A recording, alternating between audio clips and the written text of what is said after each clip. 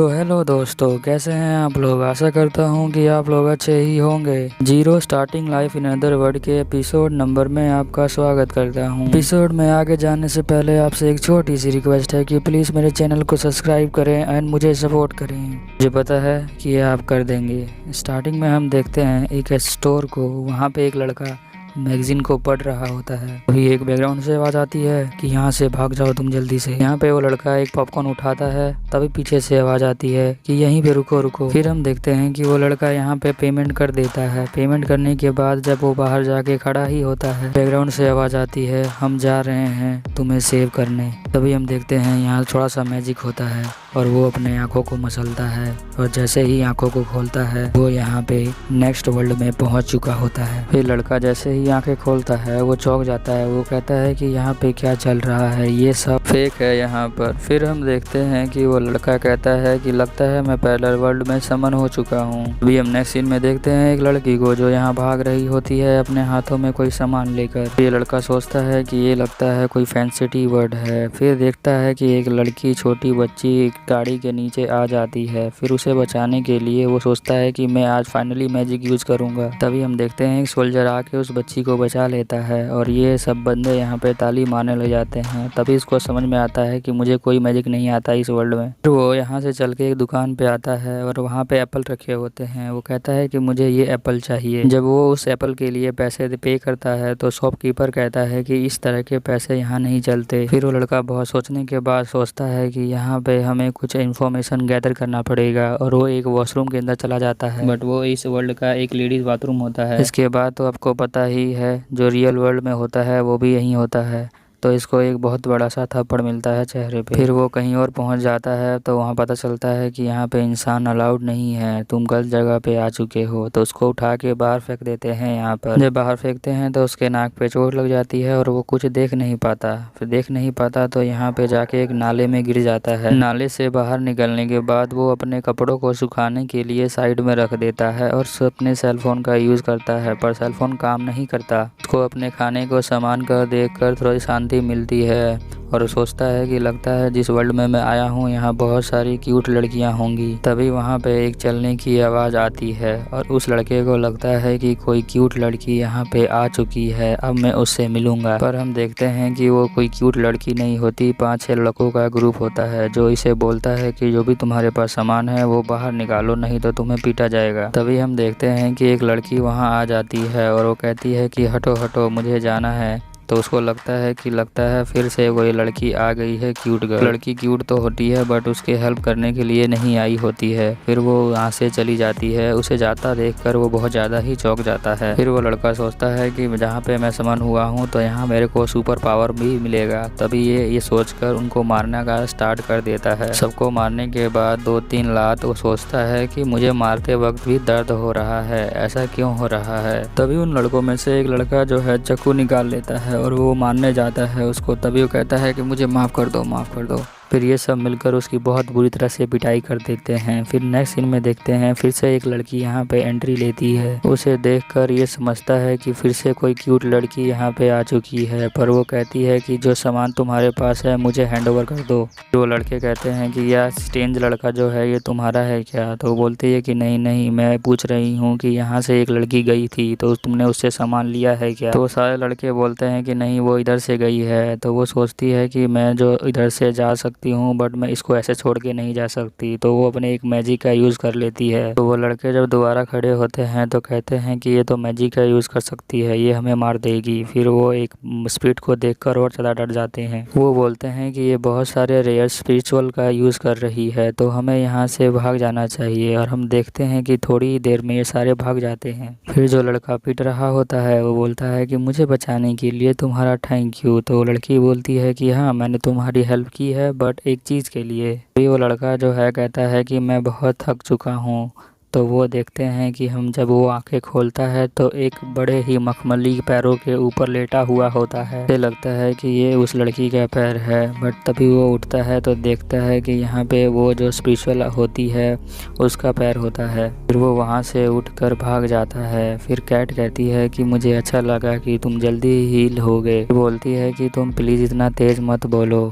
फिर वो उसका ध्यान उस लड़की के ऊपर चला जाता है। उस लड़की को देखकर वो माफ़ी मांगता है, कहता है मुझे माफ़ कर दीजिए।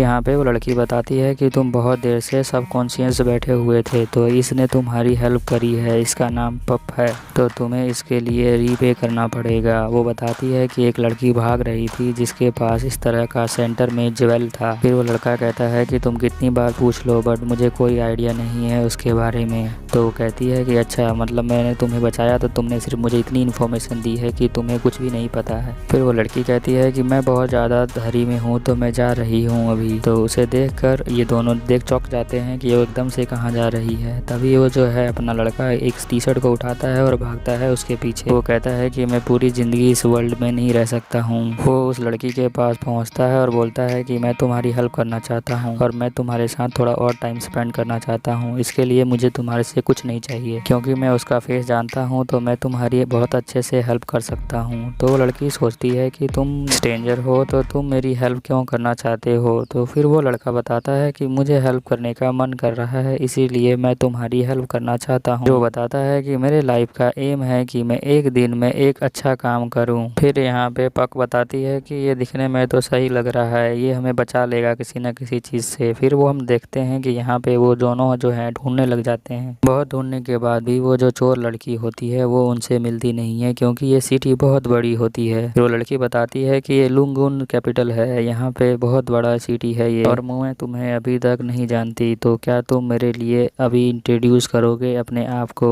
तो लड़का बताता है कि मेरा नाम नटसुकी सबारू है, और वो कहती है कि मुझे बहुत अनयूजुअल लगा कि तुम किसी स्पीड को भी टच कर सकते हो। तुम्हें देख के ऐसा लग रहा है कि तुम बहुत अच्छे रिस्पेक्टफुल फैमिली से बिलोंग करते होगे और तुम्हारे जो हाथ बहुत ही अच्छे हैं। फिर यहाँ सबारू कहता है कि मैं तुम्हारे कैट का नाम तो जान गया, बट तुम्हारा नाम क्या है। तो वो कहती है मेरा नाम स्टेला है और मेरी यहाँ कोई फैमिली नहीं है, तो तुम मुझे सिर्फ स्टेला ही कह के बुला सकते हो। यहाँ सबारू कहता है कि तुम्हारा नाम बहुत अच्छा है, चलो अब चलते हैं ढूंढने के लिए। जब वो ढूंढने आते हैं तो यहाँ पे स्टेला को कुछ दिखता है। वहाँ पे एक लड़की होती है जो यहाँ पे अपनी मम्मी डैड से गुम हो चुकी है। यहाँ सबारू कहता है कि स्टेला हम इसकी मदद नहीं कर सकते, क्योंकि हम खुद ही एक इम्पोर्टेंट काम कर रहे हैं। पर वो उसकी बात नहीं मानती, बोलती है मुझे उसे सेव करना है, कि वो वहाँ पे अकेली लड़की खड़े होकर रो रही है। अगर तुम्हें हेल्प करनी है तो करो, वरना सब कुछ ठीक है, मैं खुद ही कर लूँगी। फिर स्टेला यहाँ अपने छोटी बच्ची से पूछती है कि मुझे माफ़ करना, तुम किसको ढूंढ रही हो, क्या तुम्हारे मॉम और डैड खो गए हैं। ऐसा कहते ही वो बच्ची और रोने लग जाती है।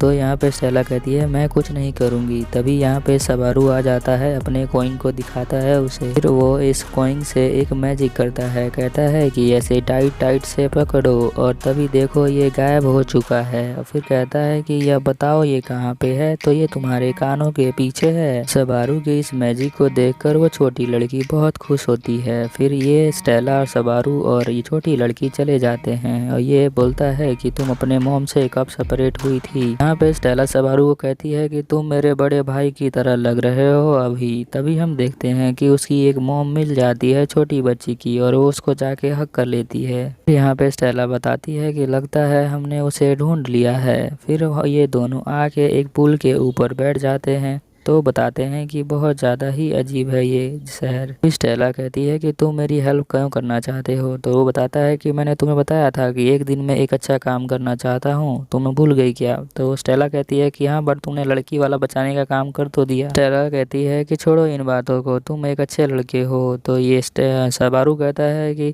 तुम मुझे यंगर बॉय की तरह क्यों ट्रीट करती हो। वो कहता है कि मुझे लगता है मुझे तुम्हारे बीच में बहुत ज़्यादा डिफरेंस है। तो वो कहती है कि तुम ऐसे गैस मत मारो। फिर यहाँ स्टेला बताती है कि मैं एक हाफ एल्फ हूँ। तो उसे सुनकर जो सबारू कहता है कि ये तो बहुत ज़्यादा ही ब्यूटीफुल है। स्टेला बोलती है अगर तुम्हें किसी परी की एज को पता करना है तो तुम उसके हेड के पीछे देखो। तो वो कहता है कि मुझे तुम इतना ज़्यादा इंसल्ट क्यों कर रही हो, हमारा इम्पोर्टेंट काम है कि सर्च करना, ना कि तुम्हारे हेड को चेक करूं मैं एज के लिए। तो भागने लग जाती है चेक करने के लिए। सबारू यहाँ कहता है कि हमें एक प्लान की ज़रूरत पड़ती है, क्योंकि जहाँ पे क्राइम हुआ है पहले हमें वहाँ चलना है। फिर ये सब वहाँ पे आ जाते हैं। फिर सबारू बताता है कि हमने पहले स्टार्ट किया था यहीं फूड स्टॉल से, तो तुमने कुछ नोटिस किया था यहाँ पर शॉपकीपर कहता है कि उसके लिए तो पैसे चाहिए। तो कहता है कोई बात नहीं, मैं पैसे दिला देता हूँ। फिर वो पूछता है स्टेला को, पर स्टेला कहती है मेरे पास कोई पैसे नहीं हैं।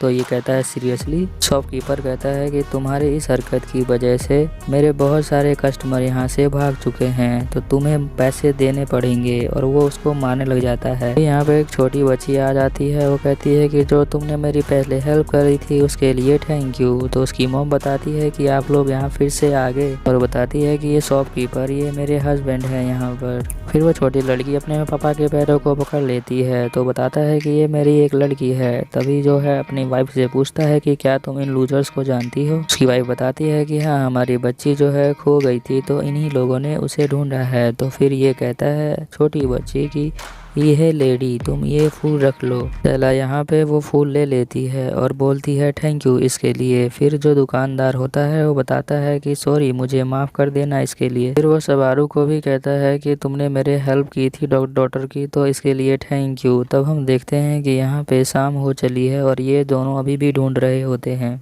तभी यहाँ पक बोलती है कि अब जो है टाइम ख़त्म हो चुका है, क्योंकि कोई भी स्पिरिट जो है 9 से 5 ही रह सकती है। सूरज ढलने के बाद उसको जाना होता है। फिर यहाँ सबारू कहता है कि मुझे लगता है किसी काम की तरह जो मैं रियल वर्ल्ड में करता था। फिर वो कहती है कि चलो मैं जाती हूँ, तुम यहाँ हैंडल कर लेना। यहाँ पे वो सबारू को भी बाय करती है और हम देखते हैं कि यहाँ पे वो जो है समन हो जाती है, दोबारा वापस चली जाती है। नेक्स्ट सीन में देखते हैं कि सबारू और स्टेला चलने लग जाते हैं। सबारू बहुत खुश होता है क्योंकि वो पहली बार किसी लड़की के साथ चल रहा होता है। वो सोचता है कि मैं मैजिक कब यूज़ कर पाऊंगा। स्टेला बोलती है कि तुम्हारे मैजिक यूज़ करने के अलावा भी यहाँ बहुत बड़ी प्रॉब्लम है रहने की। तो बताती है कि एक लेसर स्पिरिट होती है। लेसर स्पिरिट जो होती है आगे जाकर वही स्पिरिट बनती है, क्योंकि उसके बाद उसको बहुत ज़्यादा ही ग्रो और स्ट्रेंथ मिल जाती है, तो वो एक पप की तरह बन जाती है, जैसे कि मेरी कैट है। तो हम देखते हैं कि स्टेला भी यहाँ से जा रही होती है सबारू को छोड़कर,